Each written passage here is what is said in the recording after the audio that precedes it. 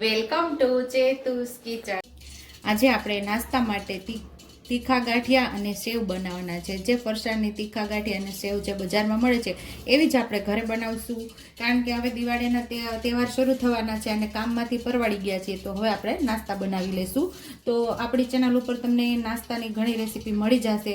આપણા ચેનલ ઉપર ઘૂઘરાની રેસીપી પણ તમને મળી જશે, પૂરીની રેસીપી પણ મળી જશે અને ચોળાફળીની રેસીપી પણ મળી જશે। અને આજે તો આપણે તીખા ગાંઠિયા અને સેવ બનાવવાના છીએ। તો એના માટે મેં અહીંયા 500 ગ્રામ જેટલો ચણાનો લોટ એટલે કે બેસન લઈ લીધું છે। 250 ગ્રામ જેટલી આપણે સેવ બનાવશું અને 250 ગ્રામ લોટમાંથી આપણે તીખા ગાંઠિયા બનાવવાના છીએ। અને જે મસાલાની અંદરથી જરૂર પડશે એ મસાલાનો ઉપયોગ કરી અને આપણે બનાવશું। તો એના તીખા ગાંઠિયા માટે આપણે 1 ચમચી જેટલા અજમા લીધા છે અને સેવ માટે આપણે અહીંયા 2 ચમચી કોર્નફ્લોર લીધો છે। મીઠું, તીખા ગાંઠિયા માટે અહીંયા આપણે લાલ મરચું પાવડરનો ઉપયોગ કરશું।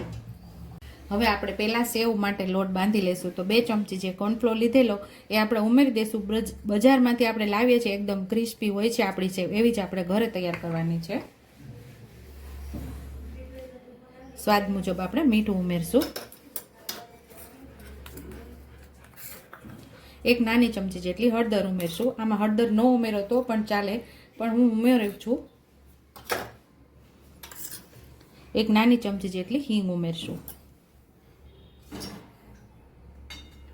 1 ચમચી જેટલું આપણે તેલ ઉમેરશું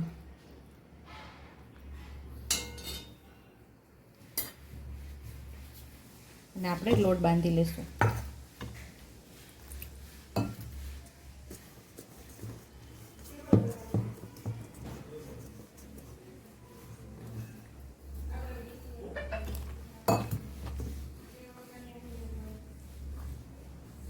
સ્મૂથ એવો લોટ બાંધીને આપણે તૈયાર કરવાનું છે।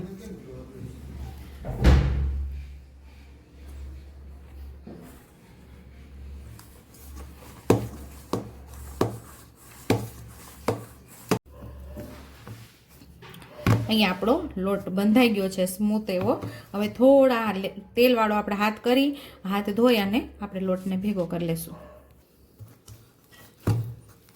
તેલવાળો હાથ કરશું ને એટલે લોટ આપણા હાથમાં ચોટશે નહીં। થોડો ઉપર તેલ ઉમેરી દઈશું આપણે, આવી રીતે જો, તો નહીં ચોટે। તેલવાળો હાથ કરીએ ને એટલે તેલવાળો હાથ કરીને 1 ચમચી આપણે આની માથે તેલ ઉમેરી અને લોટને આપણે ભેગો કરી લીધો છે। હવે આપણા હાથમાં નહીં ચોટે આ। તો આ લોટ આપણો સેવનો લોટ તૈયાર થઈ ગયો છે, બંધાઈ ગયો છે। સેમ એ જ બાઉલની અંદર આપણે તીખા ગાંઠિયાનો લોટ બાંધી લેશું। તો અહીંયા એકદમ મસ્ત સુવાળો લોટ બંધાઈ ગયો છે। તો અહીંયા આપણે આ બીજો 250 ગ્રામ લોટ સાઈડ ઉપર રાખેલો એ પણ ચાળી લીધો છે। હવે આપણે ગાંઠિયાનો લોટ બાંધીએ છીએ।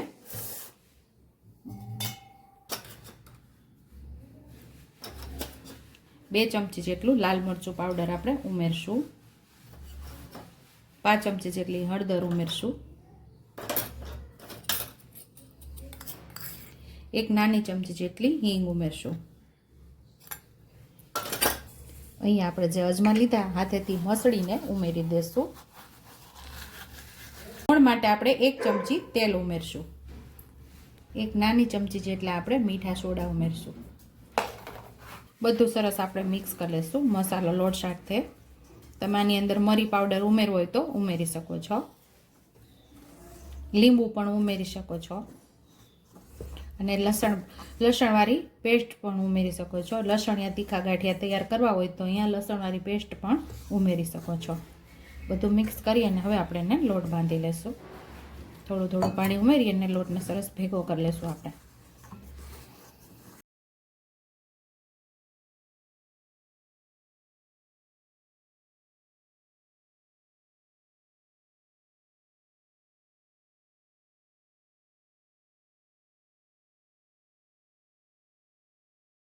અહીંયા આપણે તીખા ગાંઠિયાનો લોટ પણ સરસ બંધાઈ ગયો છે।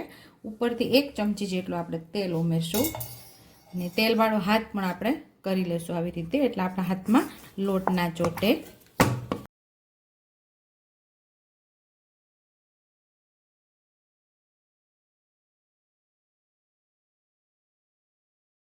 આપણે સેવ અને ગાંઠિયાનો લોટ બંધાઈ ગયો છે। તો પહેલાં આપણે અંદર સંચારની અંદર આપણે સેવની જાળી મૂકી દીધી છે અને હવે આપણે પહેલાં સેવને પાડી લઈશું। તો અહીંયા આપણે તેલ ગરમ થઈ ગયું છે અને સંચામાં આપણે લોટ ભરી લીધો છે સેવનો, એટલે હવે સેવને પાડી લઈશું આપણે।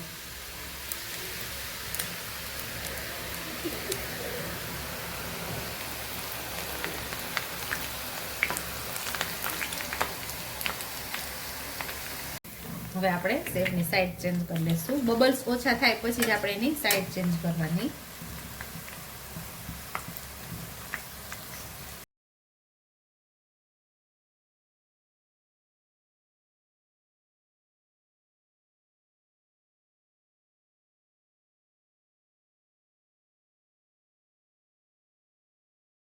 બે સાઈડથી ફેરવી અને સરસ આપણે ક્રિસ્પી એવી તળી લેવાની છે. તો અહીં આપણી સેવ તળાઈ ગઈ છે. તો સેમ આ જ રીતે બધી સેવને આપણે તૈયાર કરવાની છે. સેમ એ જ સંચાની અંદર આપણે જાળીને ચેન્જ કરી નાખી છે. સેવની જાળી કાઢી અને ગાંઠિયાની જાળી મૂકી અને ગાંઠિયાનો લોટ ઉમેરી અને હવે ગાંઠિયા પણ એવી જ રીતે પાડી લઈશું.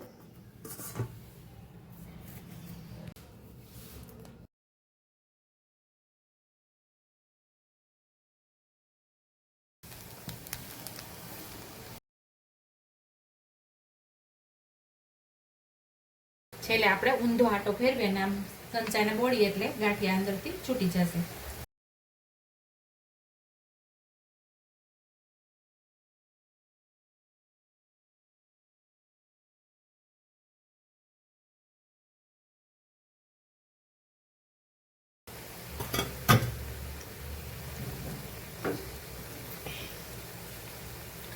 આમાં સેમ જેમ આપણે સેવને તળતા હતા એવી જ રીતે તળવાનું. બબલ્સ ઓછા થાય પછી એની સાઈડ ચેન્જ કરવાની આપણે.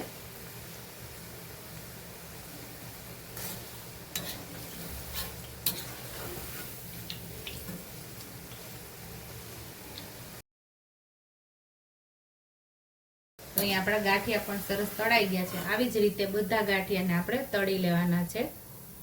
વધારાનું તેલ આપણે હોય એ નિતારી લેવાનું. આવી રીતે આવી જ રીતે આપણે ગાંઠિયા તૈયાર કરી લેશું.